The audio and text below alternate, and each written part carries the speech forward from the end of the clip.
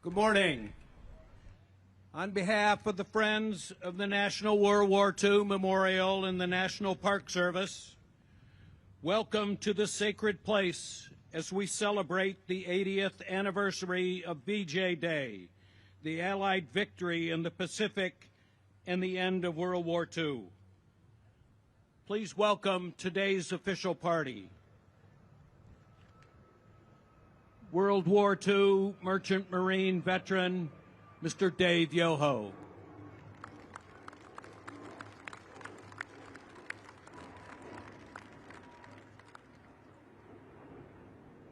Dr. Kevin Grease, Superintendent, National Mall and Memorial Parks.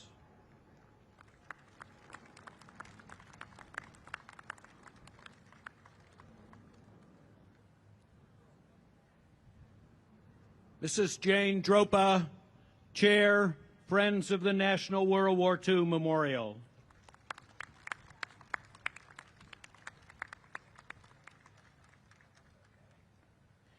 Mr. David Hatcher, Director, Sealift Support, Maritime Administration.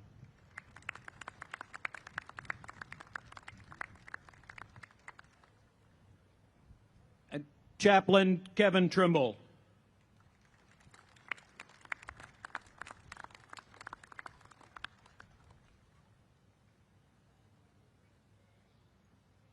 Please rise for the presentation of colors by the United States Armed Forces Color Guard, the national anthem performed by the United States Marine Band, and the invocation by Chaplain Trimble.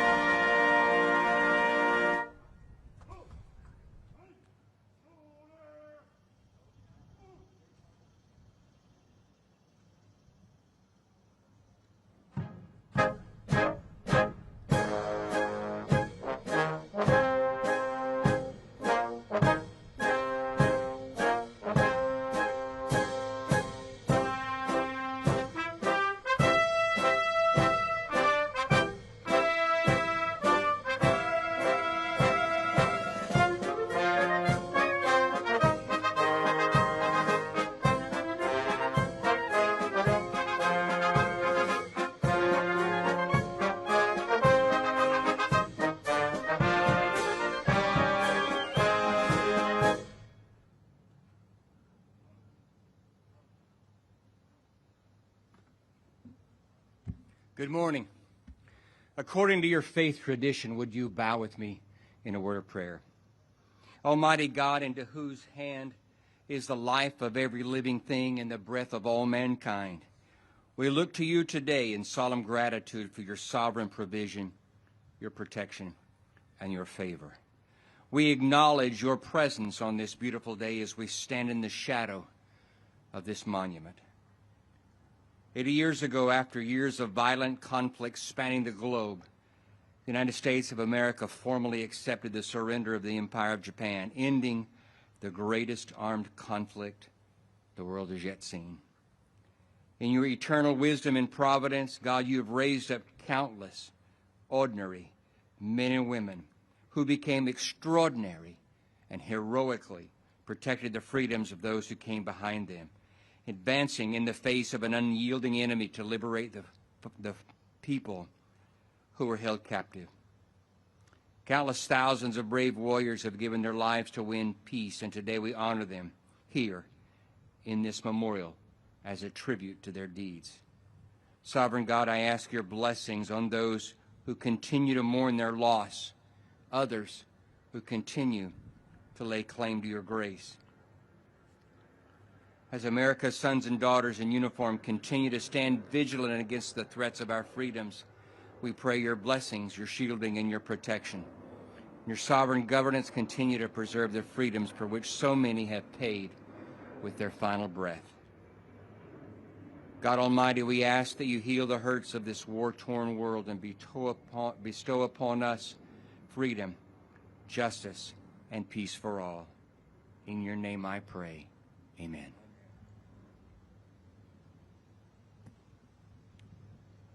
Please be seated.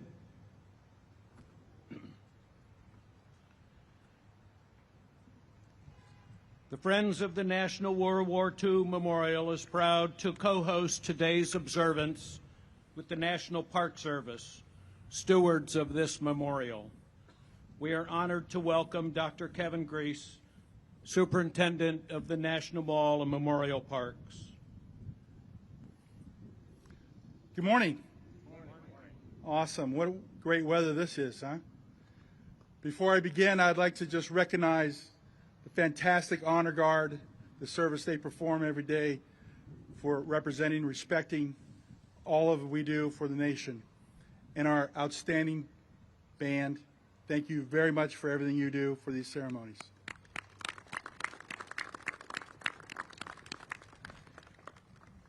Good morning and welcome on behalf of the National Park Service to the World War II Memorial. We mark the 80th anniversary of victory over Japan, which brought an end to the costliest conflict in human history. Names like Pearl Harbor, Coral Sea, Guadalcanal, Midway, and Iwo Jima, where American blood was spilled inch by inch to restore peace to the world. This memorial, dedicated to all who have served, are still with us today, and those we have lost and the families that sacrificed, honors all who have served in every theater of the war. It remembers those who gave their lives, and it recognizes the value and importance and the impact of the victory that restored freedom and ended the tyranny and evil that had beset the world. I want to thank the Friends of the National World War II Memorial, our partner and co-sponsor of today's event. The Friends are just that, friends to everyone, to the veterans that are here with us today, to the memories that have served. This group is passionate about what they do and why they support and serve. It is through their efforts that the event today could take place and we could honor the people that we've lost and the people that have served and shown through their example what excellence and great generation looks like. I also want to thank the National Park Service staff every day for taking care of this memorial the best that we can. Every single day we have passion, we have respect, and we have love for this. It is our mission to do this in perpetuity and we take that mission very seriously. So thank you to all of them and the wonderful volunteers that come out and donate their time in the yellow shirts. You can recognize them, who help us every single day to take care of everything. More than 4 million visitors a year come to this memorial. This memorial is the centerpiece between the two monuments that you can see, the Lincoln and the Washington. It's the center for a reason. 4 million people a year come here to pay respect. 4 million people a year, 80 years later. We have not forgotten. They have not forgotten. To our veterans who are here today and the veterans who are not here with us today, thank you very much for your service.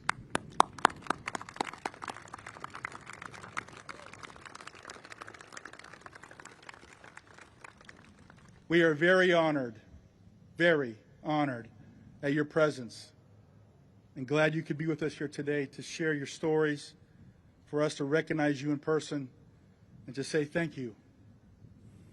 No tribute can fully measure the magnitude of the sacrifice made by all the veterans, the ones that are here today, the ones that are not able to join us, the ones we've lost, and the families who were behind, remained behind, and the ones that lost loved ones. At the surrender ceremony on September 2nd, 1945, General Douglas MacArthur said, "It is my earnest hope that from this solemn occasion a better world shall emerge, founded upon faith and understanding, dedicated to the dignity of man and the fulfillment of his most cherished wish for freedom, tolerance, and justice. In a world still striving for peace and understanding, his words remain just as relevant today, if not more. Memorials like this are not just simply stone and bronze. They remind us that ordinary people and extraordinary people can accomplish significant things. They help us understand the sacrifices that shaped our nation, our society. They show us what we can achieve when we work together as a nation. The National Park Service is extremely proud to be the steward of this legacy. We will be here every day protecting this place and passing its stories on to future generations, to the 4 million that come every day, to the millions that will come in the future. What we preserve here is not only a memorial, but a national birthright purchased at an unimaginable cost, and one we will honor with all the reverence that it deserves. Thank you.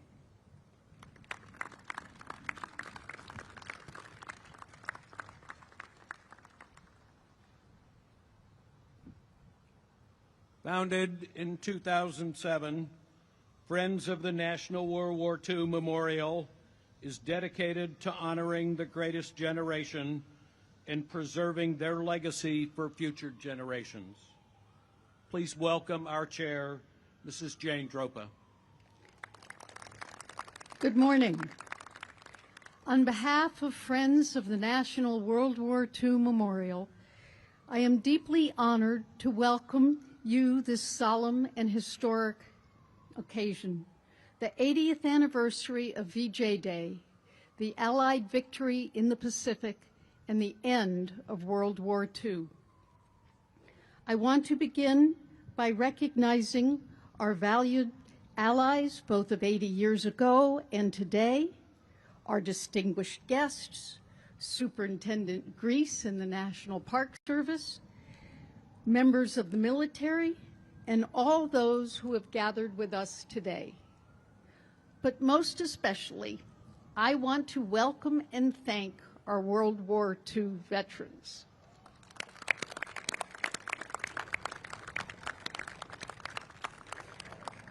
Your presence here today is a powerful reminder of the courage, character, and sacrifice that defined your generation. We are profoundly grateful. It is particularly meaningful for me to be here this morning because my father, John N. Irwin II, served in the Pacific Theater during World War II. He was part of Army intelligence under General MacArthur, and his service, like that of so many who served, shaped not only the course of history, but the values he passed down to our family. 80 years ago today, people around the world danced in the streets and embraced loved ones and even strangers with tears of joy and relief. But even in that celebration, there was solemn remembrance for the 70 million people around the globe whose lives were lost, and the more than 400,000 Americans who never returned home. Here, at this memorial, this sacred space, etched in granite and bronze, we remember them. There are 4,028 stars to my left. Each one represents 100 American military deaths. In the foundation, there is soil from each of the 14 overseas World War II American military cemeteries. And we honor and remember you, our living heroes, whose bravery helped to secure that victory.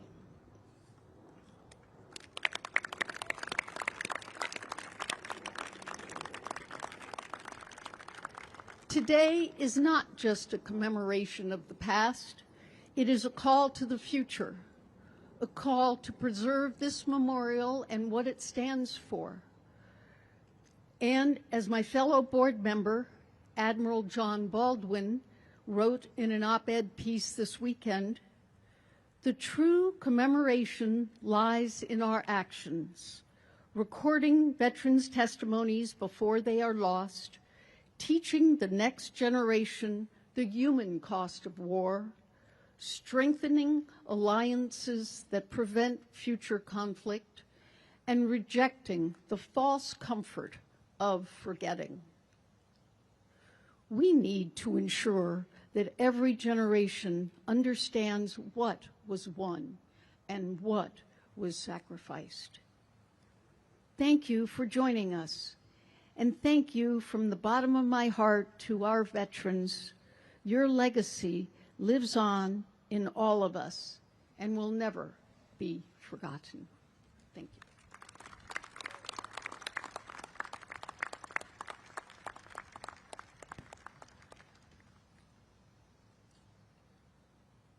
I'd now like to recognize the 36 members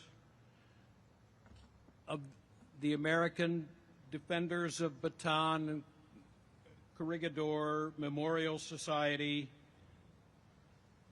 who are in attendance today. The flag you see displayed next to the arch on the Pacific side belongs to one of the members.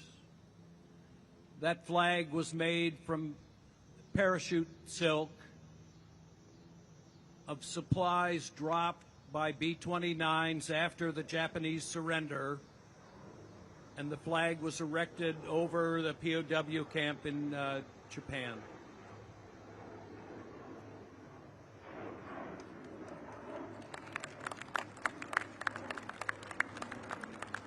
It is now my great honor to introduce to you our World War II veterans.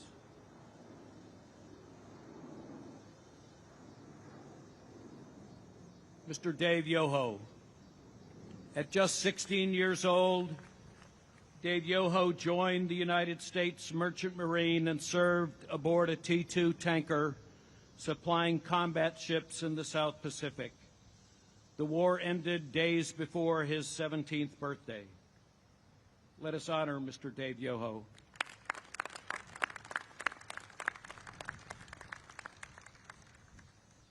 Mr. Eddie Janik.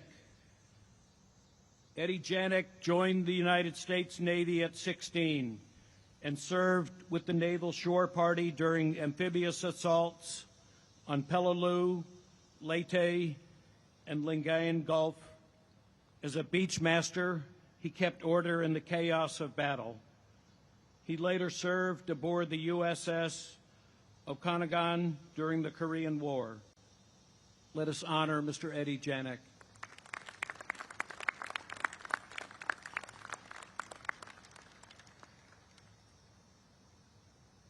Mr. Dominic Critelli.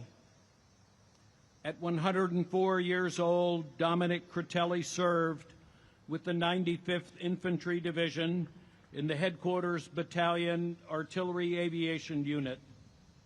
He maintained aircraft that flew surveillance missions and volunteered to drop supplies behind enemy lines during the Battle of the Bulge.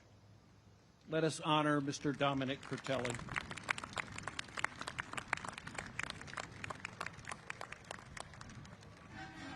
Mr. John Weiss. John Weiss served in the United States Navy from 1944 to 1946.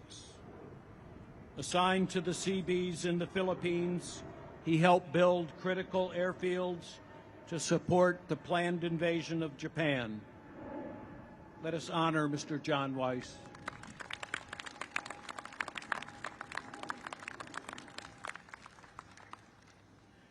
Colonel Frank Cohn. At 100 years old, Frank Cohn was born in Germany in 1925 and escaped with his family to the United States at age 13. Drafted into the United States Army, he served in the Battle of the Bulge, the Rhineland, and Central European campaigns, ultimately meeting Russian forces at the Elbe River. His 35-year military career spanned service in Korea and Vietnam. Let us honor Colonel Frank Cohn.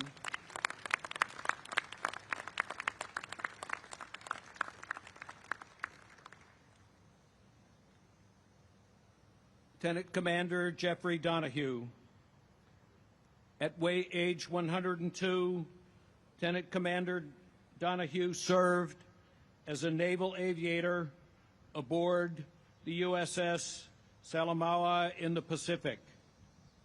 He survived a kamikaze attack in January 1945 and a typhoon that damaged the ship months later. He was present in Tokyo Bay during the surrender ceremony and continued to serve during the Korean War as a flight instructor. Let us honor Lieutenant Commander Jeffrey Donahue.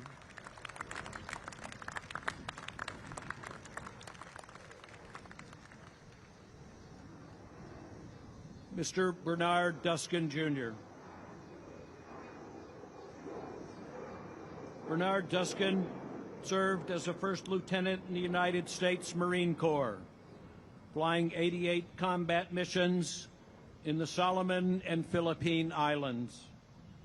He later served as a flight instructor and continued as a captain in the Marine Corps Reserve during the Korean War. Let us honor Mr. Bernard Duskin.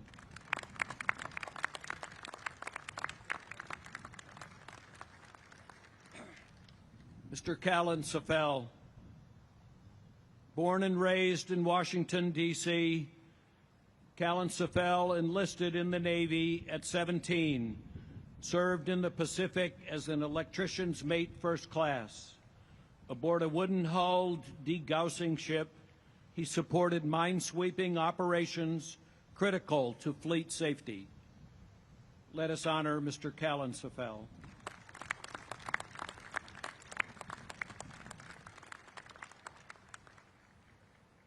Mr. Harry Miller. Harry Miller joined the United States Army at 16 and fought in the Battle of the Bulge with the 740th Tank Battalion attached to the 82nd Airborne Division. He later served at General MacArthur's headquarters during the Korean War and in Vietnam with the United States Air Force, retiring as a Senior Master Sergeant. Let us honor Mr. Harry Miller.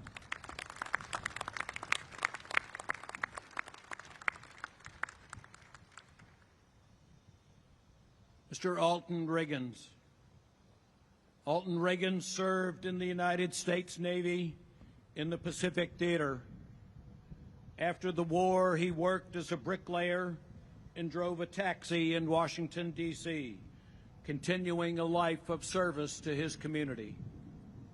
Let us honor Mr. Alton Riggins.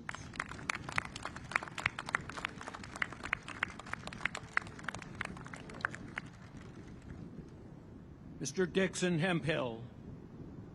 Dixon Hemphill joined the United States Navy in 1943 and served as a turret officer aboard the United States Little Rock.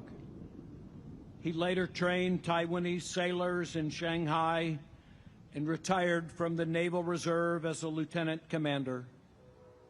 Let us honor Mr. Dixon Hemphill.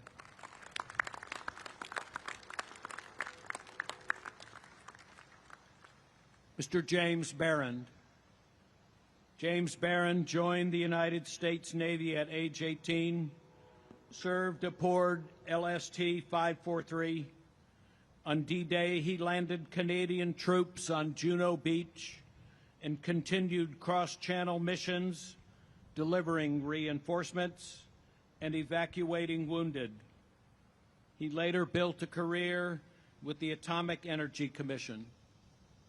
Let us honor Mr. James Barron.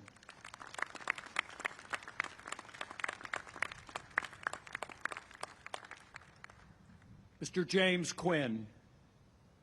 James Quinn joined the Merchant Marine at age 17, transporting supplies through dangerous waters to North Africa and France during the war. He later enlisted in the Navy, where he became a physical trainer and won the Tri-State Lightweight Golden Glove Championship. Let us honor Mr. James Quinn.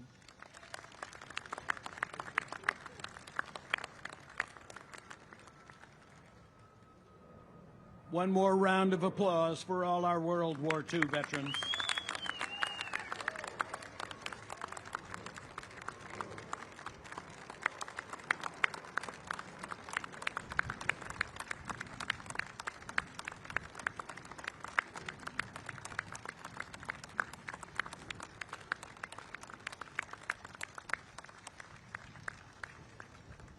Now, please enjoy a special musical tribute to our veterans performed by the United States Marine Band.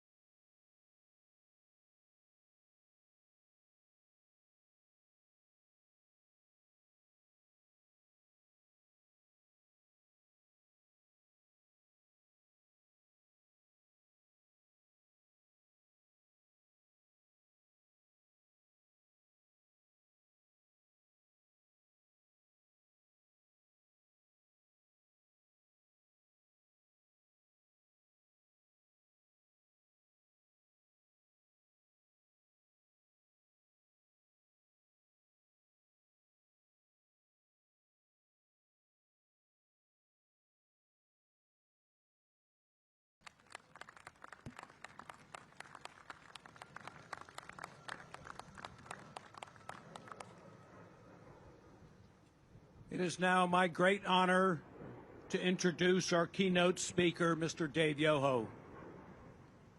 Dave enlisted in the United States Maritime Service in 1944 at the age of 16.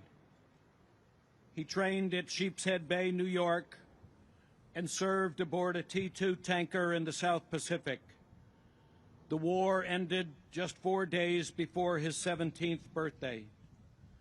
After the war, he earned his GED, attended night school, and rose through the business world, eventually founding a successful company and becoming a sought-after speaker across the United States and in 22 foreign countries.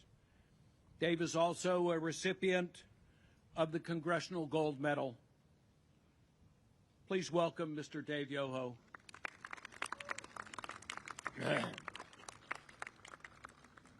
We are privileged by God to come at this age to be with you. We are privileged to know this sanctuary for those who gave their lives and those who maintain life with all kinds of challenges. We thank you, all of you, for making this possible. And we pay homage to this great, great memorial. And I cannot stop without saying, working with its director, Holly Rotundi, is a gift to us. Now I ask you to reflect on what this means to us. I am one of them, I am part of them, and I speak for them. We were like you at 15, 16, 17, 18, 19, 20 years of age. We were like you. Did you have dreams of your future? Graduating from high school, going to a prom, going to dances, dating your first girl, driving your first car, drinking a Coca-Cola. We had those dreams, but they were never fulfilled because we were called by our country. And we took an oath to pledge that what we did would help mankind.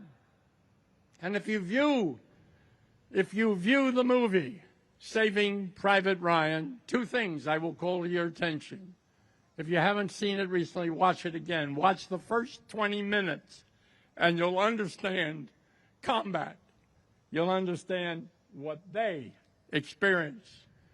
And there's another passage in there, and it takes place at the cemetery, the military cemetery in France. And we, my wife and I, have been invited twice to be the speakers on D-Day, first on the 75th anniversary and then this last 80th anniversary. But go back to that scene. And an old man kneels before a cross in that cemetery, and he says these words: "Did I lead a worthy life? Did what I did count for anything? Did I represent the oath I took?" And from that, I had the good experience to meet the director of that film, and I said to him, that stays with me. Every time I speak in the cemetery, I think about that. Take a walk with me, if you will. Will you walk with me? And you walk over to those stars that you see described. Every one of those stars represents 100 of us who didn't come back. Every one of those stars also represent the families that they left behind, the children, the mothers, the sisters, the brothers, the wives that we left behind. And we are represented here in these structures today. You'll see all the different kinds of people who come to pay homage. Take a walk with me. I want to take you to Pont-de-Hoc. I want you to experience what I experienced twice, standing at the foot of Pont-de-Hoc, D-Day invasion. And when that emoted, and that happened, there's a cliff, a mighty cliff that rises into the air. And U.S. Coast Guards on something called a Higgins boat, flat-bottom boat, carried with them rockets that they shot into the side of that cliff. And from that they shot in there were grappling hooks, there were ropes and chain stairs to climb. And 235 of the nation's finest Rangers stood at the foot of there, and at the blow of a whistle proceeded up the face of that cliff. Live it with me, stand with me, experience it, because they got wiped out by German artillery, by German machine guns. They got wiped out. And as one man falls, the second man takes his place. And they finally get to the top of this cliff, and the Germans had moved back their artillery. They moved it back miles. And these guys reaching the top now with no more than a duffel bag full of grenades, find those guns, disarm those guns by dropping hand grenades down the barrel, forever defending them. But here's the price. 235 start that day. 85 can stand at the end of that day. I want to take you back to Pearl Harbor. We were attacked without notice. Nobody came and said, we're going to have a war, now get together. They did it on a Sunday morning, December 7th, 1941. They flew in there, and for only 1 hour and 15 minutes, 75 minutes in total, they wiped out 2,500 of us. They wiped out our battleships. But let me tell you what they did. They made grave mistakes. Mistake number one, they came on a Sunday. We are pious people, not all of us, but those that were away. They were at church, or they had leave over that night. Mistake number two, the greatest part of our fleet were out on maneuvers, and none of their espionage picked that up. Mistake number three, they left the oil stains. All the oil fields that are there that fueled our ship, they left them standing. But number four, they unleashed a sense of patriotism, democracy, kindness, that, thank you very much. And they forgot that this was a country, all of us dedicated to taking an oath to do what we could do. And so they invoked something that caused us to recruit 60,200,000. Doesn't sound like much, but that was 12.5% of our population. We only had 130 million in at that time. They stripped us of our manhood. 12.5% of our population were sent to war. And the women, God bless the women. The women picked up the chores. A woman could not go into combat in World War II. But the women picked up the chores that we needed. They drove the buses. They drove the tugs. They drove the tanks. They did everything that men did in factories. And if it hadn't been for them, we could have never supplied the goods that we shipped. We shipped, hear me, 15 million tons of armament, clothing, food. 15 million tons. That's to Europe. We shipped 8 million tons to the Mediterranean. We shipped 13 million tons to the Pacific. And we sent 5 million tons to our allies in Russia. Now, how many of you know that history? Don't raise your hands, because it's not taught in your school system. And you will never experience what I'm about to tell you in any lectern in a school that tells you the sacrifice that were made. I look at these gentlemen. I complimented this morning. This is finery at its best. This is Marine Corps at its best. This is Semper Fi at its best. But I think of Semper Fi when our warriors were taken in to Iwo Jima. Search that history and see what you will find. The Japanese people let us come in. The armies let us come in. Let our 2nd Marine Division climb those sandy hills. And then all hell exploded. And they were trapped there for over 40 hours. I want you to think about 40 hours without being able to go to a bathroom, without being able to eat, armed and expected to move forward. So when they tell you of the 440 of us that died, they leave out something in the teaching. Millions came home with a dread disease. Oh, we came home with malaria, bleeding ulcers. If you worked in the engine room of the ship, asbestosis that could turn into a worse disease. But we also came home with a dreaded disease that few ever talk about. And every one of these dudes experienced a part of it, including myself, and it's called post-traumatic stress. And they added a D, post-traumatic stress disorder. And so how do we sanctify what was done? Well, when you get an opportunity, I want you to go around these areas and look what is etched into the granite. You'll see something over here called Murmansk, a tribute to my fellows. There were 250,000 of us recruited.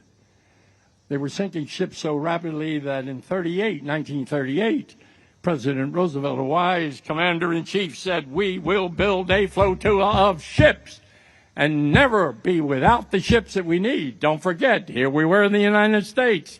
There was Europe, there was the Mediterranean, there was the South Pacific, there was Russia, and thousands of other little spots in the world that we were sent and did the job that we were asked to do.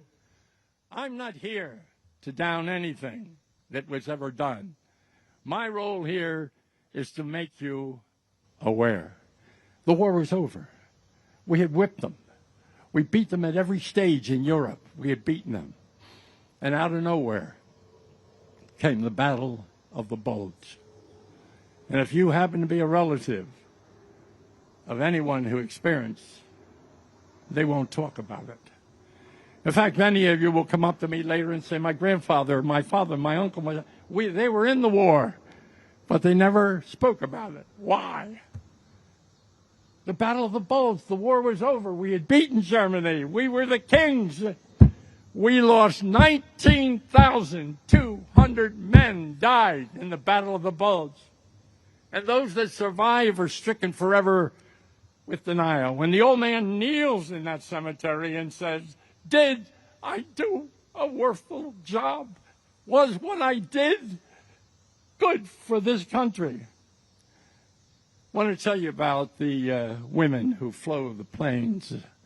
Can't stop this tribute. Women could not go into combat. There were 1,000. They were called WASP, W-A-S-P-S. And they were just about 10 years ago given the honor of being recognized. 39 of them lost their lives. Now, they weren't in combat. The equipment was faulty, and they never made it through the next step. So what will this mean to you? Here's what I want to say to you. We are your guests. We are your symbol of what was. Come, get to know us. These are great guys. 2 of them are over 100. 2 of them are 100. Every one of them is over 97 years of age. I am their baby at 97. But here's what I ask you to do. When you shake their hands and say thank you for your service, stand and wait and see what he can give you of history. That Murmansk run, 34 ships leaving the east coast of the United States, 74 ships. 34 ships, surrounded by 22 combat ships. And they are headed for something in the Barents Sea called Archangel. That's part of Russia. And those 34 ships were surrounded by convoys and protection in 5 days outside of Russia. An admiral in England withdrew the military support. And all that military support was pulled away and taken to another site because the greatest battleship then existing at the time, the Tirpitz, was housed in Norway. And they were concerned that ship was going to come out. And he made the decision. He was human. People make these decisions all the time. But now, the Barents Sea, 34 ships, 33 of them made it that far.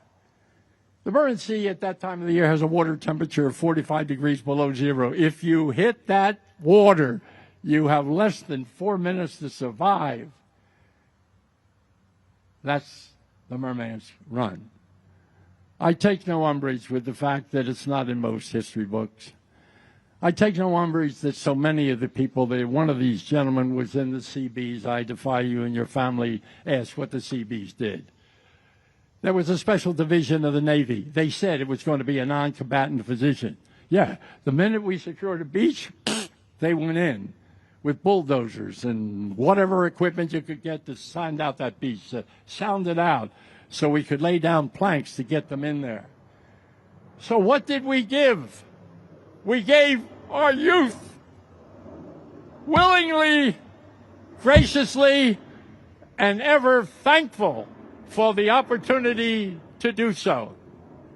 And as you walk these hallowed grounds, take time to see all the things, including these bas-reliefs, these things that are on the wall here, because they depict what the women did. They depict what we did. We depict what our submarines did. Little known fact, we lost in the first 7 months of the war. War started in December. In June, by June, we had lost over 300 ships off the east coast of the United States. Not all Americans. Some of them were Brits, and some of them were Free France and other nationalities. But we lost those ships because we had no support on the ships. We had no guns on those ships. We had no degaussing on those ships. But we had men who paid a price. And who knows that history? Somebody made a decision to do it that way. So in closing, I would like to remind you of this. War is not funny. War is not pleasant. The aftermath of war is not funny. The aftermath of war is not necessarily pleasant. It is only pleasant because we took the time to be here at your gracious invitation to meet us and meet this. We are flesh and blood. Meet us and shake our hands and find out who we were and what we did. So I said in closing, years ago, when troops were called to the military, the English started this, 200 years ago. The Army came into a town, and the bagpipe would skirl. And that skirl of the bagpipe meant, come forward. If you're of fighting age, you come forward and we conscript you. And they put us into uniform. I wasn't me. I'm not that old. They put us in 200 years ago, and sometimes the parent would never see the child again. And so there was a marvelous hymn. It's a Gaelic hymn, and it's called Londonderry Air. It's Gaelic, and so it defies translation. But what happened in 1926, a barrister in England wrote the words, and we remember it now, and you will remember it as Danny Boy. It starts off rather pleasantly. Oh, Danny Boy, the pipes are calling. What is it? A lover? A wife? A mother? No, it's a father. In our time, fathers didn't say and do those things, so perhaps they get lost. And so they called you to battle. And here's how it ends, because I've paraphrased it. I took that song and I paraphrased it. How we veterans look to our end. And we say, now remember, this is paraphrased, and think of that music. And we say, but if I return and the guns of war are silenced, and I am dead, as dead I well may be, please come and find the place where I am lying and kneel and say an Ave, a prayer for me.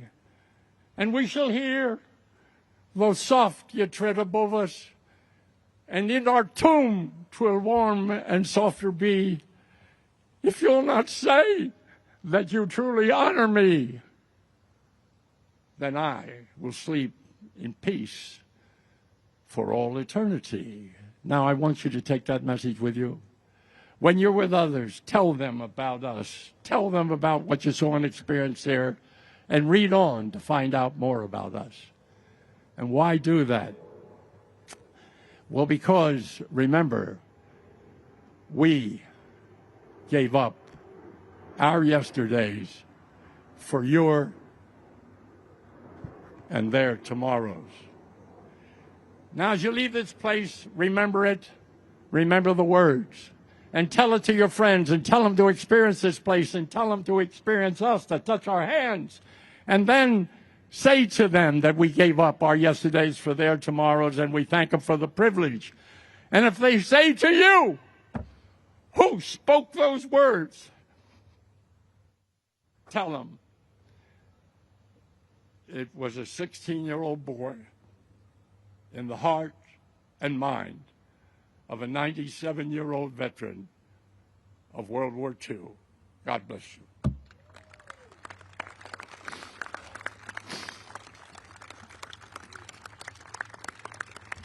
Thank you, Sam. Thank you, Doug. Yeah.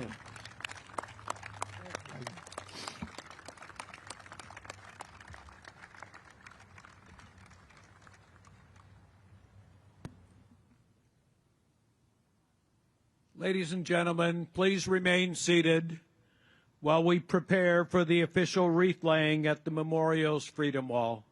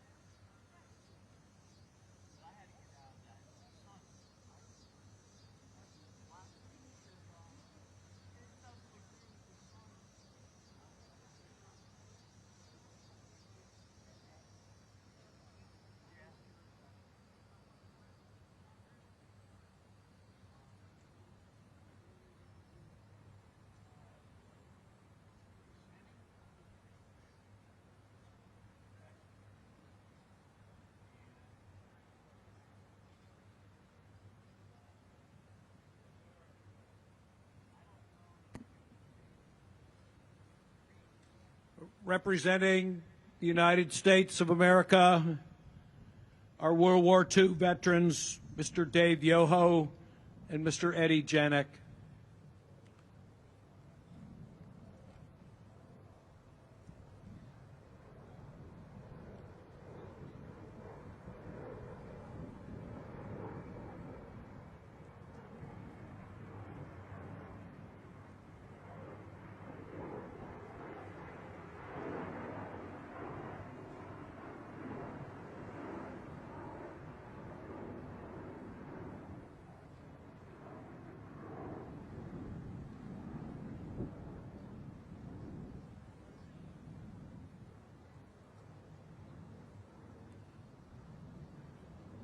Representing the National Park Service, World War II veteran, Mr. Dominic Critelli, accompanied by National Mall and Memorial Park Superintendent, Dr. Kevin Grease.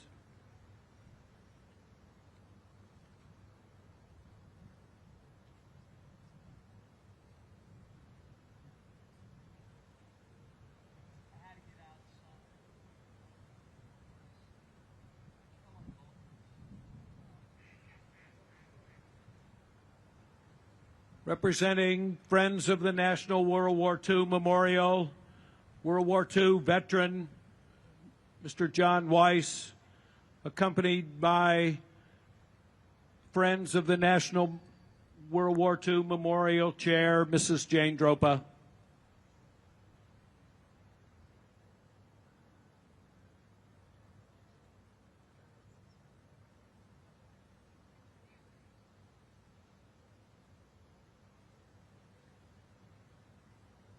Representing the United States Army,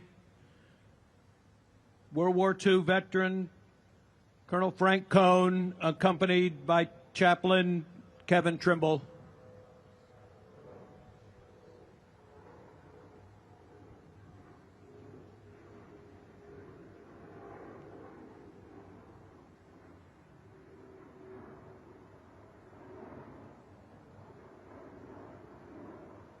Representing the United States Marine Corps, World War II veteran, Mr. Bernard Duskin.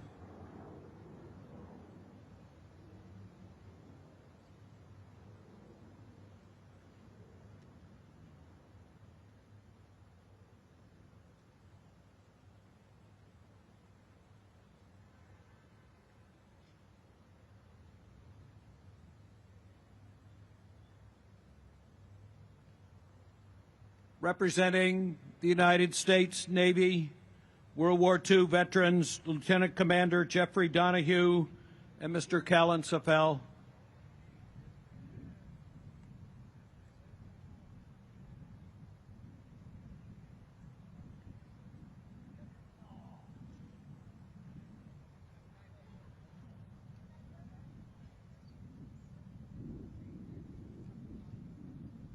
Representing the United States Air Force, World War II veteran, Mr. Harry Miller.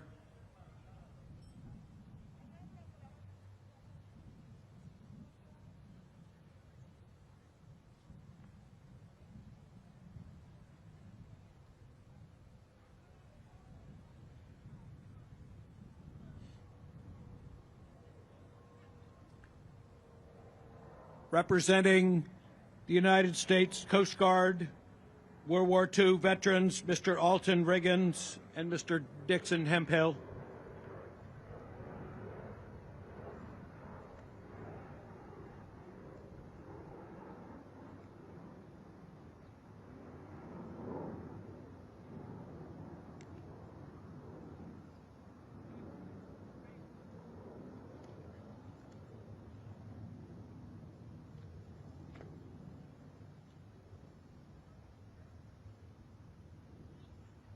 Representing the United States Space Force, World War II veteran, Mr. James Barron.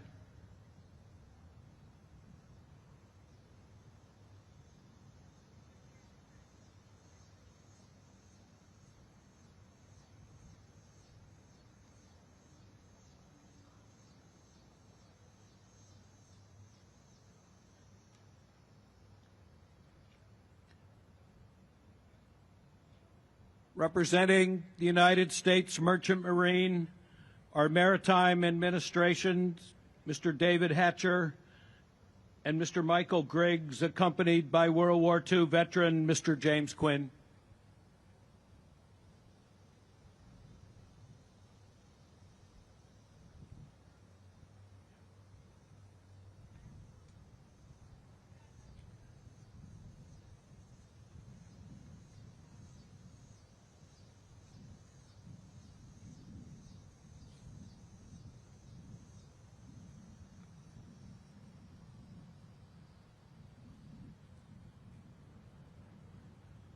Representing the American Defenders of Bataan and Corregidor Memorial Society, Jan Thompson, President of the American Defenders of Bataan and Corregidor Memorial Society.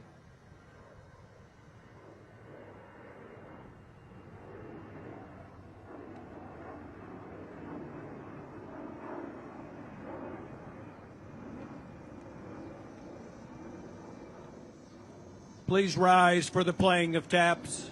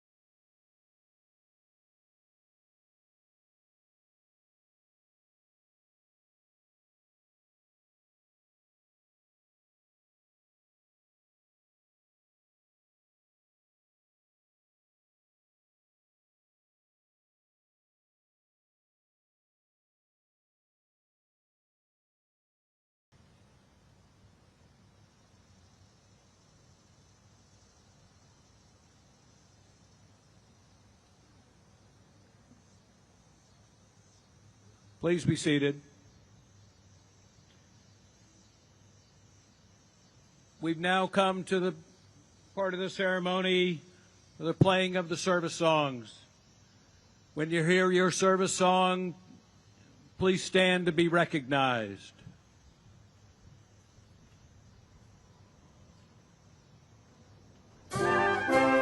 United States Merchant Marine.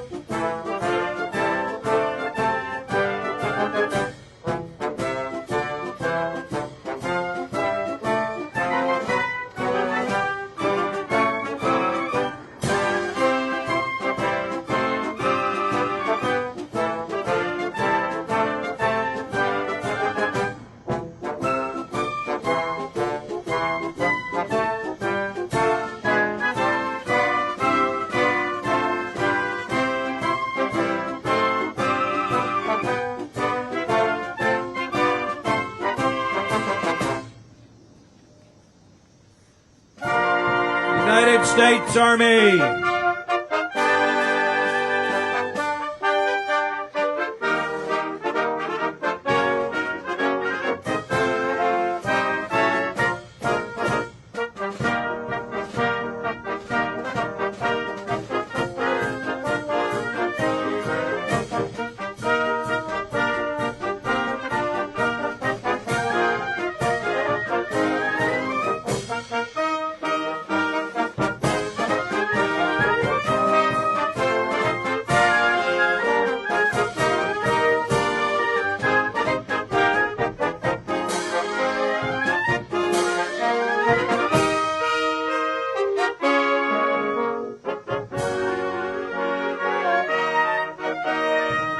United States Navy.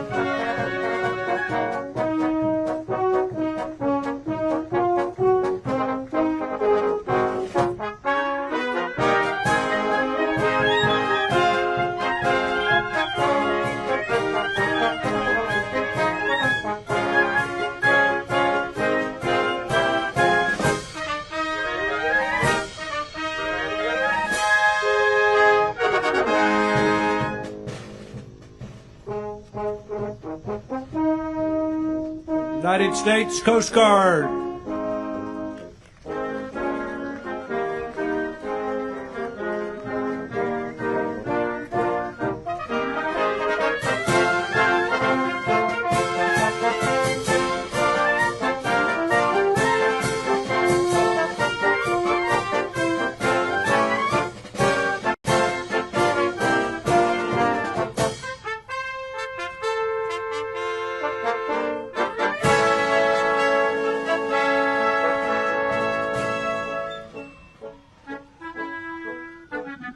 United States Air Force.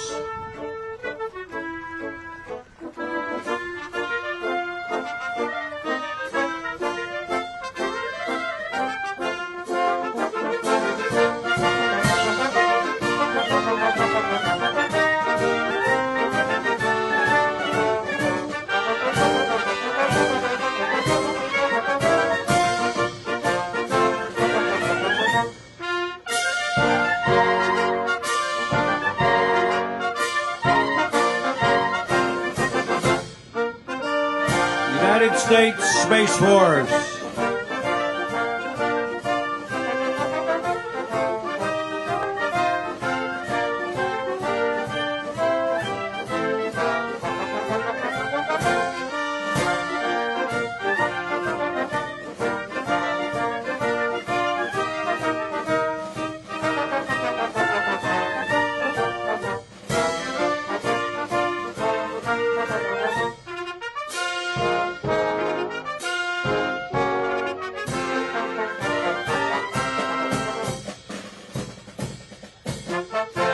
United States Marine Corps.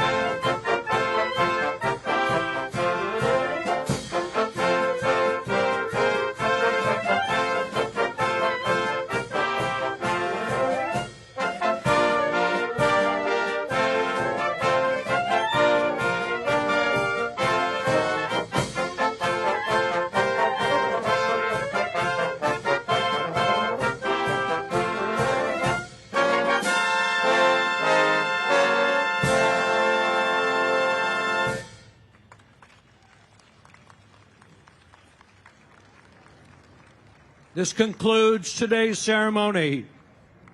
Thank you very much for joining us today as we mark the 80th anniversary of victory over Japan.